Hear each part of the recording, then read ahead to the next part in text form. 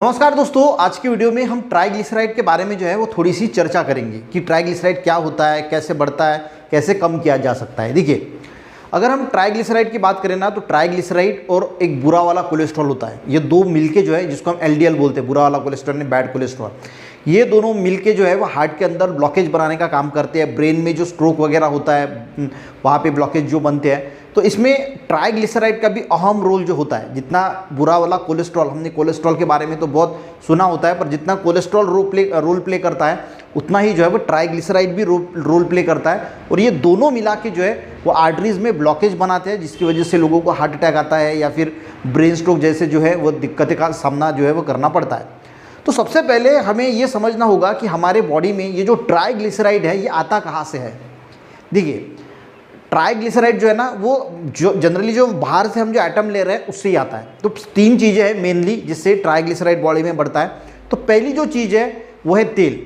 Triglyceride का simple meaning होता है तेल। जो भी हम तेल खाते हैं, तेल है या फिर घी है, ये जितना ज़्यादा आप खाओगे उतना ज़्यादा आपका ट्राइग्लिसराइड लेवल बढ़ेगा, क्योंकि इसका मीनिंग ही तेल है। ट्राइग्लिसराइड को हम तेल ही बोलते हैं। जितना ज़्यादा तेल खाओगे, हम बहुत सारे लोग क्या करते हैं, जब सब्जी बनाते हैं तो बहुत ज़्यादा तेल का इस्तेमाल करते हैं, ऊपर से भी तेल लेते हैं। तो ये जो तेल है ये बॉडी के अंदर जाके जो एक्स्ट्रा तेल आप खा रहे हैं, ऐसा नहीं कि ट्राइग्लिसराइड भी बॉडी के अलग अलग विटामिन ए है, ई है, डी है, इसको बॉडी में एब्जॉर्ब करने के लिए भी ट्राइग्लिसराइड की ज़रूरत होती है। पर ट्राइग्लिसराइड अगर आप बहुत ज़्यादा तेल खाओगे तो तेल से क्या होगा, ट्राइग्लिसराइड जो है वो बहुत ज़्यादा बढ़ेगा। अगर आपका ट्राइग्लिसराइड लेवल 160 mg/dl से ज़्यादा है तो आपको बाहर से तेल लेना जो है वो पूरी तरीके से बंद करना होगा।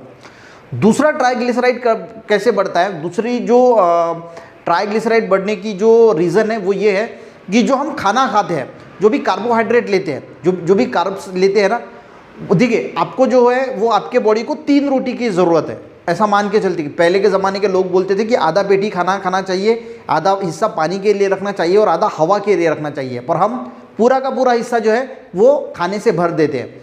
तो इससे होता क्या है कि आपके बॉडी को 3, यानी अब जब आप खाना खा रहे हैं और आपको 3 रोटी की ज़रूरत थी और आपने जो है वो 4 रोटी भी खा ली और भात भी खा लिया ऊपर से, तो होगा क्या, ये जो 1 रोटी और एक्स्ट्रा भात खाया है इसको जो है वो लीवर कुछ देर के बाद जो है वो ट्राइग्लिसराइड में कन्वर्ट करेगा।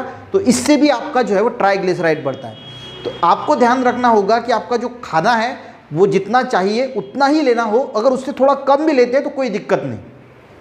ये होगी दूसरी चीज़। और तीसरी सबसे इंपॉर्टेंट चीज़ ये है कि जो हम शुगर का इस्तेमाल करते हैं, जितनी भी स्वीट चीज़ें होती है जिसमें शुगर का इस्तेमाल किया जाता है, वो भी आपका जो है वो डायरेक्टली ट्राइग्लिसराइड लेवल जो है बढ़ाता है। तो अगर आपको ट्राइग्लिसराइड लेवल कम करना है तो आप सिंपली क्या कर सकते हैं, सबसे पहले जो तेल है बाहर से लेना वो बंद कर सकते हैं। खाने पे जो है वो कंट्रोल करना बहुत ही इंपॉर्टेंट होता है, क्योंकि खाना अगर कंट्रोल नहीं करोगे तो खाने से जो कार्ब हम ले रहे हैं उससे भी ट्राइग्लिसराइड बढ़ेगा।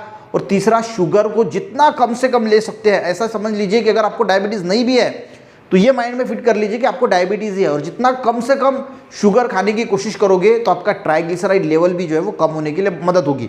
तो देखिए, जो सोर्स है उसको ही बैन करना है। जैसे कम कैसे कर सकते हैं, तो देखिए ये 3 चीज़ें जो मैंने बताई, शुगर है, ज़्यादा खाना है और तेल है, इसको आप बैन कर सकते हैं।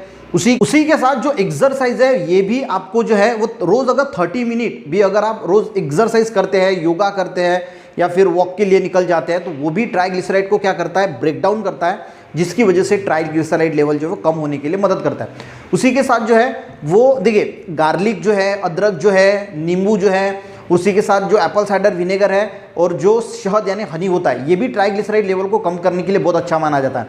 इस सब का एक मिक्सचर भी हमें डायरेक्टली हम जो है वो परचेस कर सकते हैं, जिसका नाम है नुस्खा ए अरेबिया। भारत कंपनी का आता है, आपको अमेजोन पे मिल जाएगा।